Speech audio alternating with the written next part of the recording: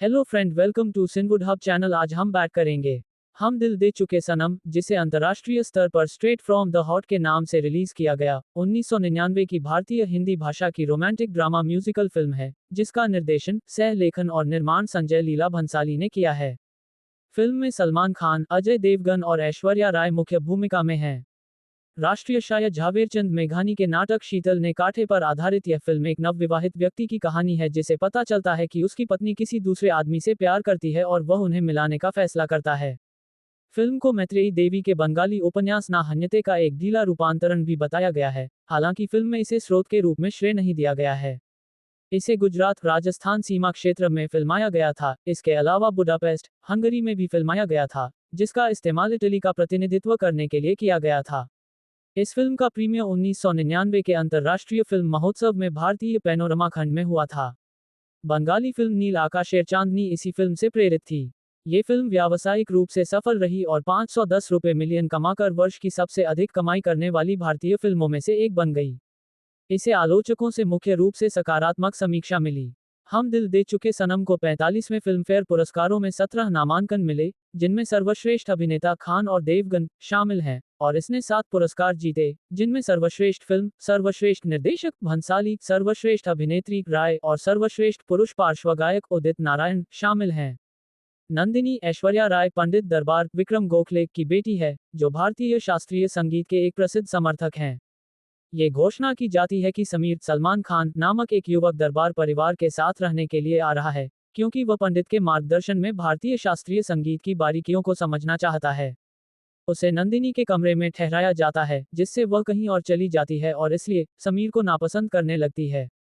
पहले तो दोनों एक दूसरे को चिढ़ाते और मजाक करते हैं, लेकिन जल्द ही वे एक दूसरे से गहराई से प्यार करने लगते हैं। दोनों कई पारिवारिक कार्यक्रमों, जैसे शादियों और त्योहारों के दौरान रोमांटिक पल साझा करते हैं। एक दिन, पंडित द्वारा जोड़े को अपनी शादी की शर्तों का अभ्यास करते हुए पकड़ लिया जाता है। बूढ़ा आदमी क्रोधित हो जाता है क्योंकि उसने नंदिनी की शादी युवा वकील वनराज अजय देवगन के साथ पहले ही तय कर ली है, जिसे उसकी चचेरी बहन अनु की शादी के दौरान उससे प्यार हो गया था। समीर को घर से निकाल दिया जाता है और पंडित गाना गाना छोड़ देता है क्योंकि उसका मानना है कि नंदिनी ने परिवार को बदनाम किया है। समीर को ये शपथ दिलाई जाती है कि वह नंदिनी से फिर कभी नहीं मिलेगा। हालांकि वह शुरू में मान जाता है और इटली चला जाता है, लेकिन जल्द ही वह नंदिनी को पत्र लिखना शुरू कर देता है, उसे अपने साथ आने के लिए कहता है, लेकिन उसके पत्र उस तक नहीं पहुंचते। आत्महत्या के एक निरर्थक प्रयास के बाद, नंदिनी अनिच्छा से वनराज से शादी कर लेती है। वह उनकी शादी की रात को उनकी शादी को पूरा करने की कोशिश करता है, लेकिन नंदिनी उसके दृष्टिकोण से घृणा करती है और उसके प्रति ठंडा व्यवहार करती है। वह उससे स्पष्टीकरण मांगता है, लेकिन वह चुप रहना चुनती है। नंदिनी को आखिरकार समीर के पत्र मिलते हैं और वनराज उसे पढ़ते हुए देखता है। वह क्रोधित होता है और शुरू में उसे उसके माता पिता के पास वापस भेजने का फैसला करता है, लेकिन जल्द ही उसे एहसास होता है कि चूंकि वह किसी दूसरे आदमी से प्यार करती है, इसलिए सही यही होगा कि दोनों को एक कर दिया जाए।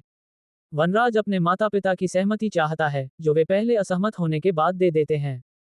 नंदिनी और वनराज इटली पहुंचते हैं, लेकिन समीर की तलाश में गतिरोध का सामना करते हैं। अपनी खोज के दौरान वे लूटे जाते हैं और नंदिनी के हाथ में गोली लग जाती है। वनराज की सौम्यता और उसके प्रति स्नेह से प्रभावित होकर नंदिनी उसके प्रति गर्मजोशी दिखाने लगती है।